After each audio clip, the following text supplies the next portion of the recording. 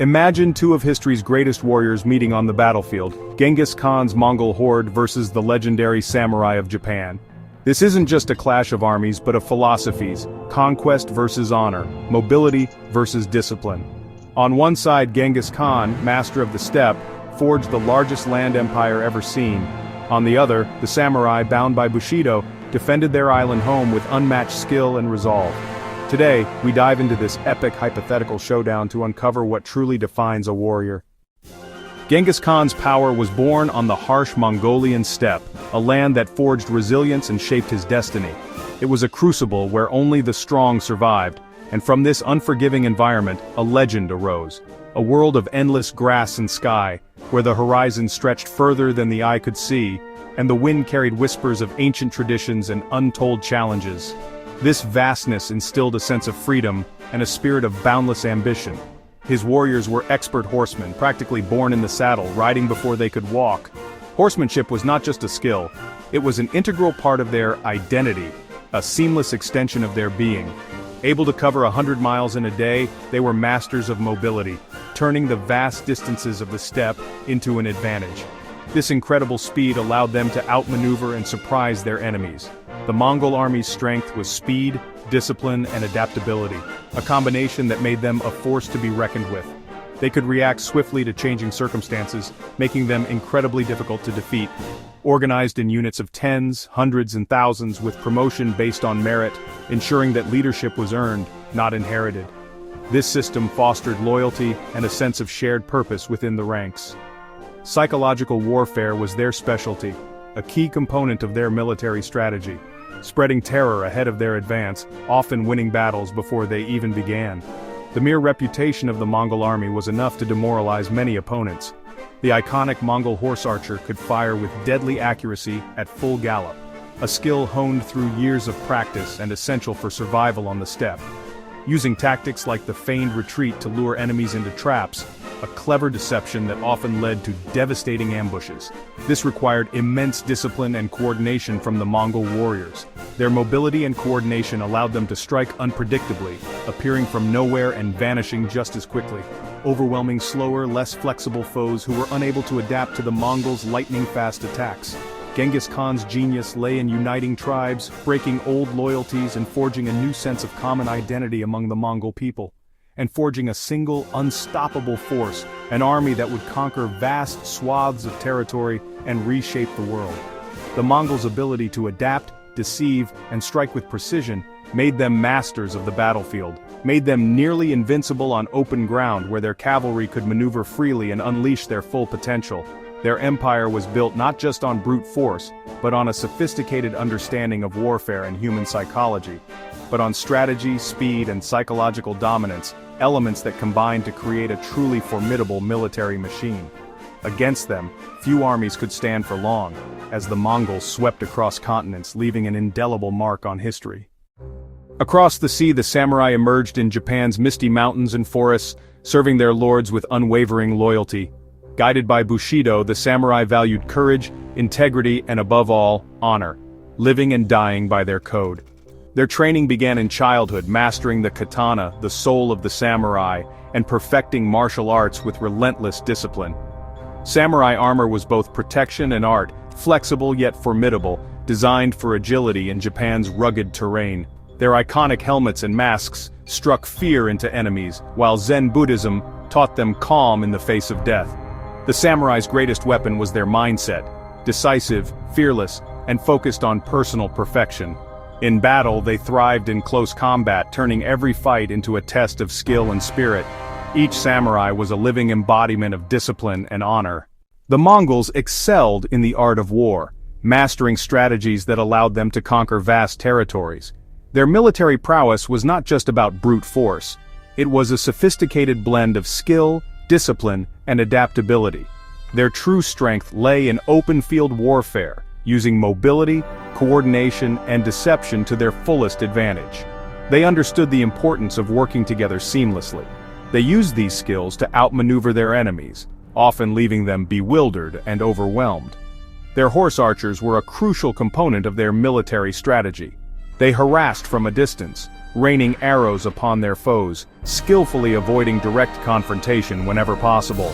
This constant harassment continued until the enemy was exhausted, demoralized, and utterly disorganized. Communication was key. Flags, horns, and swift messengers kept their vast armies moving as one cohesive unit, ensuring that orders were received and executed promptly.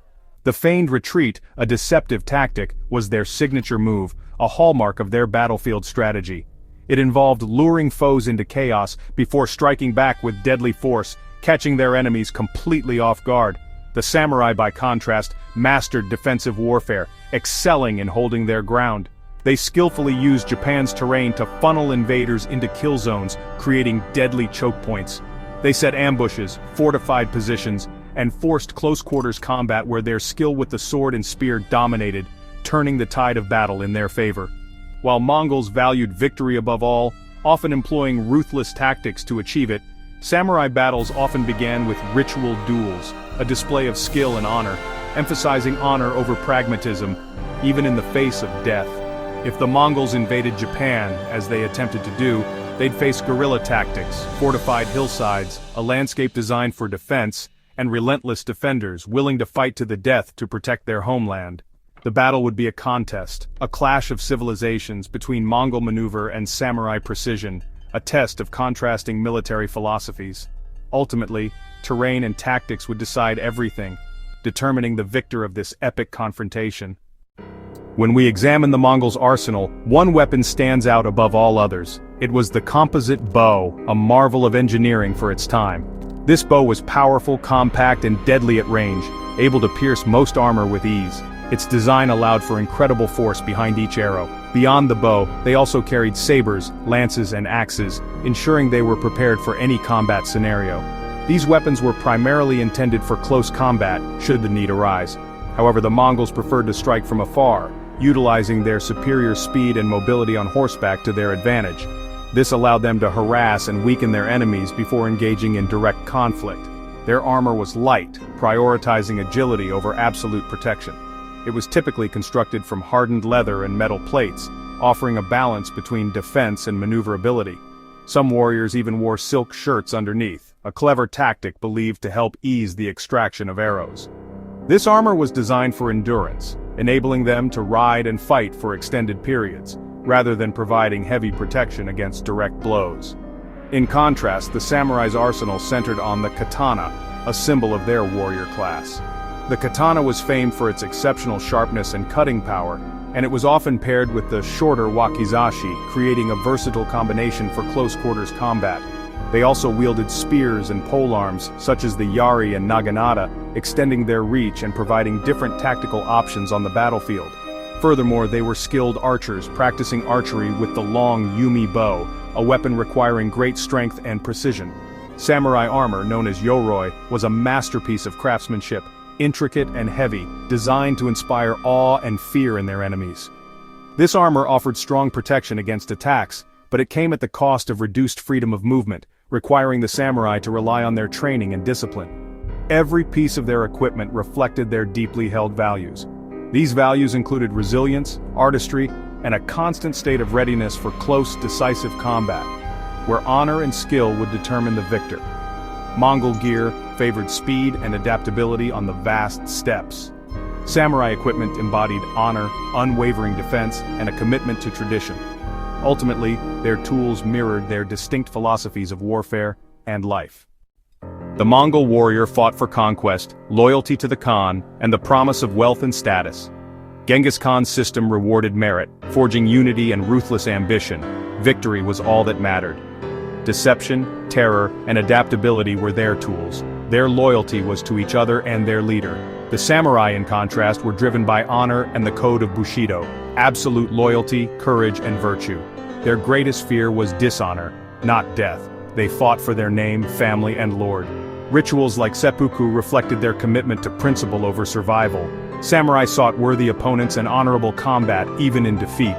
This clash of mindsets, pragmatic ambition versus principled honor, defined their approach to war.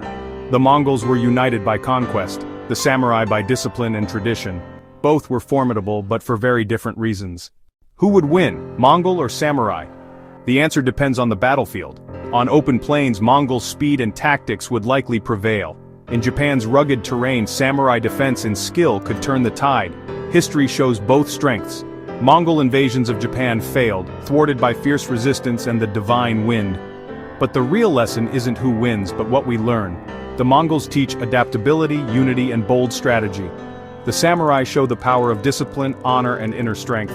Their stories remind us that greatness comes from both adaptability and principle. In the end, it's not about sharper swords, but which virtues inspire us most today.